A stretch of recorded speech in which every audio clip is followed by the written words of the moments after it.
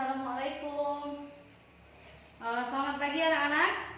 Oke, untuk hari ini kita pelajaran kelas rangkap, di mana kalian ditempatkan satu ruangan.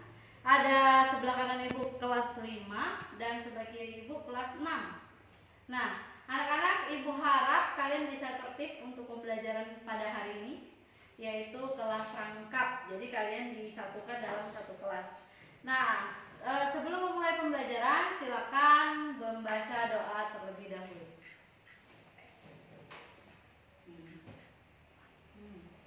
Alhamdulillahirrahmanirrahim. Nah, anak, sebelum lanjut pelajaran, siapa yang tidak hadir untuk kelas 5? Nihil, kelas 6. Oke, sekarang hadir semua ya. Baik, sekarang fokus ke depan. Untuk pembelajaran kita hari ini, untuk kelas 5 itu pembelajaran IPA, untuk kelas 6 itu pembelajaran IPS.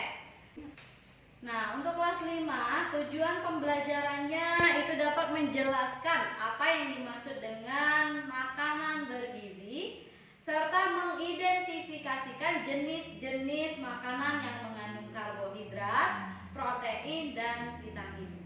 Untuk tujuan yang kelas 6, anak-anak perhatikan, diharapkan siswa kelas 6 dapat menjelaskan dampak positif dan dampak negatif globalisasi terhadap kehidupan bangsa Indonesia. Nah, untuk sekarang silakan kelas 5 perhatikan ke depan. Sekarang ibu akan menempelkan gambar.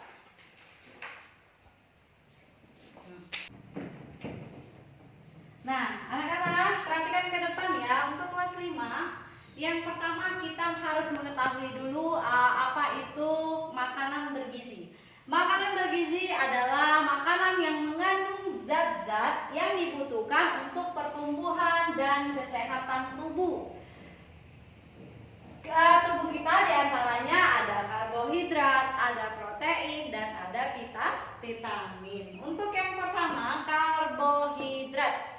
Itu merupakan zat yang diperlukan tubuh sebagai sumber energi yang utama, yaitu karbohidrat. Apa saja contohnya, Bu? Di sini ada gambar salah satu contoh dari karbohidrat. Ada jagung, roti, kentang, mie, dan nasi. Kemudian ada singkong jalar, dan ada juga yang lain-lainnya. Kemudian setelah karbohidrat ada protein. Protein itu merupakan zat yang diperlukan sebagai penyusun sel-sel pada tubuh yang berguna untuk pertumbuhan. Ada apa saja contohnya? Ada daging, ayam, kacang-kacangan, kacang kedelai, ikan, dan lain-lain. Itu ada contohnya di depan ya. Untuk yang ketiga ada vitamin. Untuk apa vitamin, Bu? Vitamin itu diperlukan tubuh untuk mengatur organ-organ tubuh bekerja sebagaimana mestinya. Vitamin banyak terdapat pada kelompok-kelompok buahan dan sayuran. Jadi kalian tentu tahu apa saja sayuran, apa saja buah-buahan. Di sini juga ada tertera salah satunya. Ada pisang, brokoli, tomat, kacang panjang, dan lain-lain, paprika dan lain-lain. Itu merupakan contoh dari vitamin. Nah, anak-anak, untuk selanjutnya, anak-anak silakan dicatat apa pengertian yang apa fungsi dari karbohidrat, protein, dan vitamin yang ada di buku di halaman 102. Silakan dicatat terlebih dahulu. Nah, untuk selanjutnya di kelas 6, perhatikan ke depan anak-anak kelas 6. Kita akan belajar tentang globalisasi, dan itu kita akan mengidentifikasikan apa itu dampak positif serta dampak negatif dari globalisasi. Perhatikan ke depan. Nah, perhatikan ke depan anak-anak kelas 6, perhatikan, jangan rusuh ya, karena kelas 5 sedang melaksanakan. Nah, perhatikan ke depan, teman-teman, anak-anak kelas 6 agak tertib tertib ya nak, karena kelas 5 sedang mencatat. Nah, perhatikan ke depan. Di sini ada dampak positif globalisasi, dampak negatif globalisasi. Yang positif, yang pertama, adanya globalisasi di bidang perekonomian membuat kegiatan ekonomi dan perdagangan terjadi di seluruh dunia tanpa mengenal batas negara. Kemudian, arus globalisasi dapat menambah wawasan seseorang dan mendorong seseorang untuk berpikir kritis dan logis. Itu adalah dampak positif globalisasi. Adapun dampak negatif globalisasi, yang pertama, lunturnya pemakaian produksi dalam negeri karena wawasan masyarakat yang luas, mampu dan bangga menggunakan barang-barang buatan luar negeri. Nah, di sini juga terdapat dampak globalisasinya, karena kita mementingkan produk orang lain atau negara luar dibandingkan negara kita sendiri. Kemudian yang terakhir, masuknya perusahaan internasional dapat mematikan perusahaan dan usaha-usaha lokal. Bisa kita rasakan ya sekarang, banyak perusahaan atau merek-merek internasional luar negeri yang memasuki Indonesia dan digunakan oleh rakyat Indonesia, sehingga perusahaan lokal itu menjadi turun omsetnya dan banyak lagi dampak-dampak negatif lainnya. Nah anak-anak, sekarang silakan buka bukunya di halaman 95.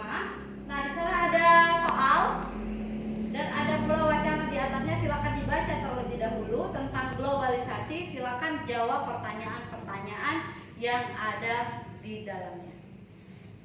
Oke, untuk sementara kelas 6 sedang menjawab soal, anak-anak kelas 5 sudah selesai mencatat.